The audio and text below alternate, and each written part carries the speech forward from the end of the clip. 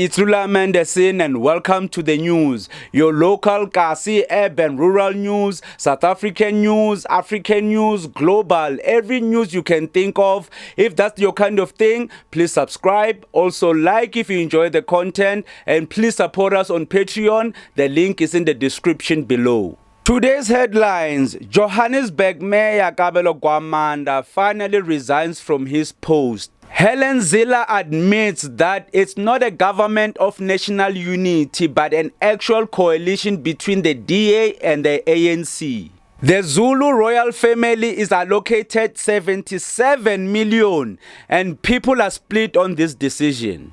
And good news about Eskom, at least we have more capacity in our generators that we have an overflow of electricity. With our first story, Newsroom Africa reads, ongoing Joburg Mayor Kabelo Kwamanda says his reign at helm of the city was a difficult one from the onset. He says he started experiencing unwarranted attacks within days of being elected. Kwamanda, during his tenure, residents says there was an improvement in service delivery. Well, I've been to Joburg a couple of times. There's no difference there. It's still the same. So I cannot really attest if he's telling the truth or not. Yes, it is true that at first when he was elected mayor, there was a bit of skepticism. And we have reason why. Have you seen Hillbrow? Have you seen the people doing the crimes there? It's not the kind of people that maybe a person that you can see that they're not really aggressive in their approach that you can actually tackle. You can't tackle those problems being a softie. You actually have to be hardcore at some point. So when I saw Kwamanda for the first time and saw his speeches, I was like, oh man. This man doesn't know what's happening in Hillbrow. I have a Hillbrow story. My phone was stolen in Hillbrow, snatched from my hand in Hillbrow. Those are the kind of things that happen there. So check out KZN. Because KwaZulu-Natal has a high crime rate and the criminals there are always carrying weapons, the police are now using lethal force to actually handle the problem there. And that's what Joburg also needed. With our second story, a second illegal military training camp has been discovered in South Africa in as many weeks. This camp is believed to be associated with a right-wing Afrikaans nationalist group known as the Soutlanders. It was shocking the first time we heard about the Libyan military camp because it was actual foreigners, foreign entities actually coming into South Africa and setting up camp, a military camp to be precise. So now when it's domestic, inside the country, now we have to fear for our lives because we don't know what will happen because we have unsanctioned military camps right here in South Africa with fellow South Africans. I'm sure many people are perplexed and puzzled and confused about the power outages from Eskom because they are no longer load shedding. It's called load reduction. So things have changed. So you'd find that maybe you'd have electricity the whole week and then one day you don't have electricity for like 8 hours. So it's something like that. But right now things have actually changed. We have so much electricity in South Africa, there's an oversupply. Because remember, 3 months ago, the headlines was adamant that Andre de Ruyter, who was then Eskom CEO, said that the problem can't be fixed. But today, Eskom has an overflow of electricity.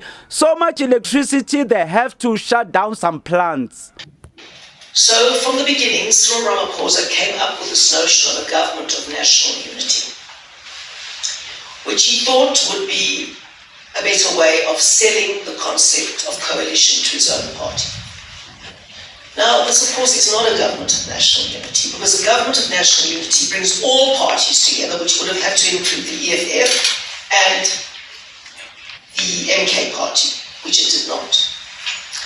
Yeah, so no one is really surprised. We knew all of this because you cannot have a government of national unity, but the EFF and MK are left behind. It has to be every political party. So as Helen Zille said that since the ANC and the DA are the main ones holding the decision, it means it's a coalition and not a government of national unity. But it still gave president the fig leaf he needed to bring in all sorts of smaller parties to say, I'm not in a coalition with the DA. Now, the truth is that we are actually in a coalition. Because a coalition means that if a party withdraws from the coalition, the government falls.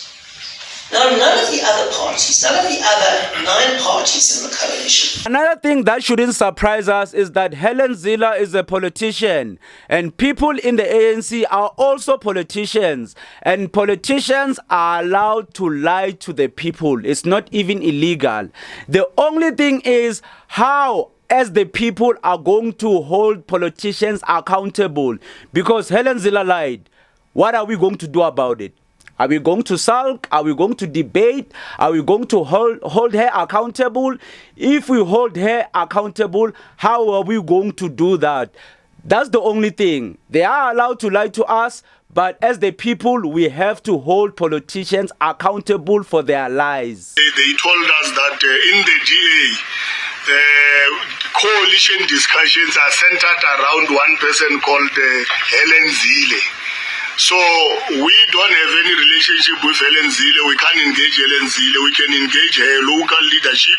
If a local leadership has no mandate, then it means we can't have coalition discussions with the DA. And in funny news, there's an actual petition to cancel the people of South Africa, the whole country of South Africa.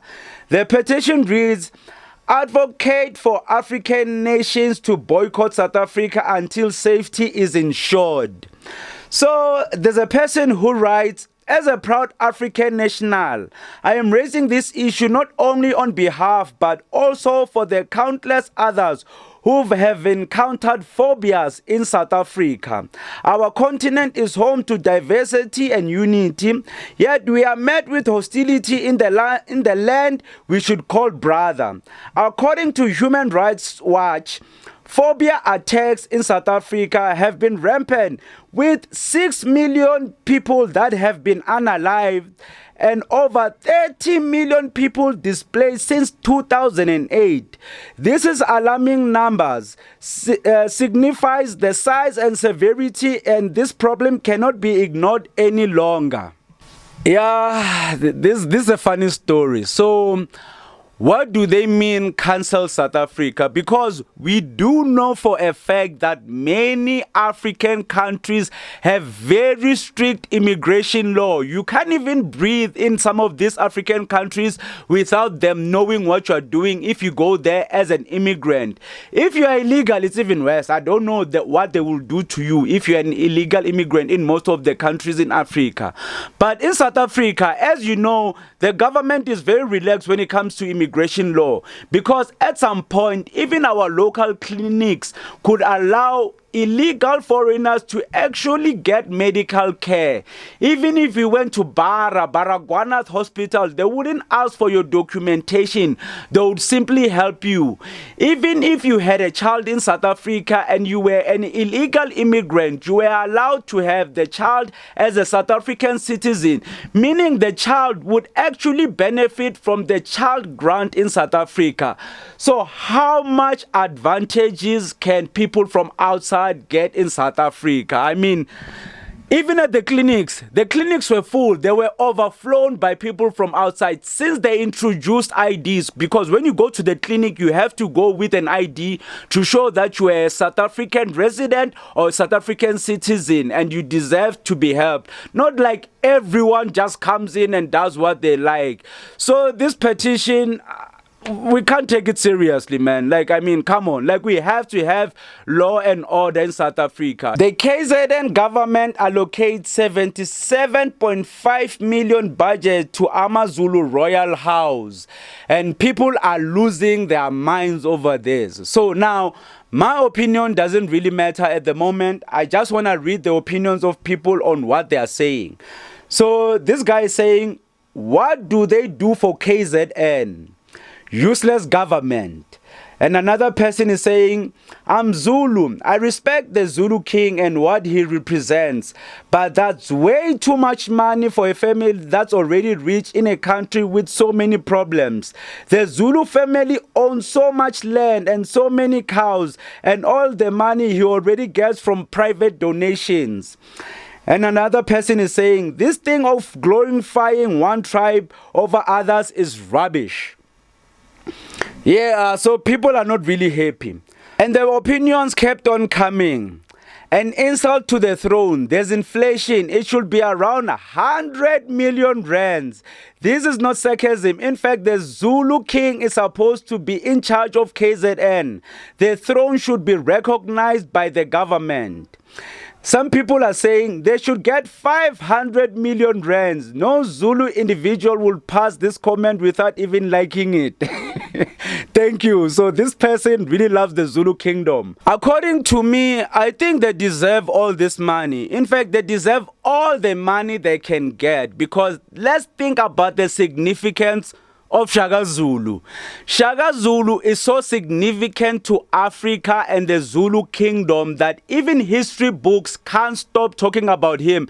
If you can go to Europe, every history book, especially the English history books, they write about Shaka Zulu, because this guy just had a spear, just had people, just had strategies, and took down many soldiers in the British kingdom.